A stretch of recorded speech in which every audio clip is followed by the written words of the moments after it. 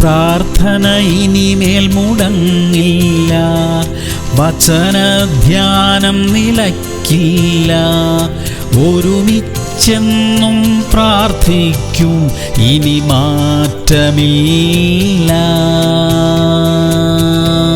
2 തിമോഥെയോസ് 2:14. കേൾക്കുന്നവരെ മറിച്ചു കളയുന്നതിനല്ലാതെ ഒന്നിനും കൊള്ളാത്ത വാഗ്വാദം ചെയ്യാതിരിക്കണമെന്ന് കർത്താവിനെ സാക്ഷിയാക്കി അവരെ ഓർമ്മപ്പെടുത്തുക. പ്രിയമുള്ളവരെ, വാക്കുതർക്കങ്ങൾ ഒന്നിനും പരിഹാരമല്ല. തർക്കത്തിനുള്ള സാഹചര്യങ്ങൾ തുടക്കത്തിലേ അവസാനിപ്പിക്കാൻ ശ്രമിക്കണം. തർക്കങ്ങൾ നല്ല ബന്ധങ്ങളെ ഇല്ലാതാക്കുന്നു. പകരം പറയേണ്ടത് 1-2 പ്രാവശ്യം സൗമ്യതയോടെ പറഞ്ഞതിന് ശേഷം നമുക്ക് പ്രാർത്ഥിക്കാം. സത്യങ്ങൾ ദൈവം വെളിപ്പെടുത്തും, ദൈവം ഇടപെടും. സ്നേഹബന്ധങ്ങളെ നിലനിർത്താൻ ദൈവം സഹായിക്കും. പ്രാർത്ഥിക്കാം. സ്വർഗീയ പിതാവേ, ഞങ്ങളുടെ വിനയം നിലനിർത്തി സംസാരിക്കുവാനുള്ള കൃപ തരണമേ. ആരെയും മുറിപ്പെടുത്താതിരിക്കാൻ സഹായിക്കണമേ. സ്നേഹബന്ധങ്ങളെ നിലനിർത്തുവാൻ അങ്ങ് ഞങ്ങൾക്ക് ബലം തരണമേ അപ്പാ. യേശു ക്രിസ്തുവിന്റെ നാമത്തിൽ തന്നെ.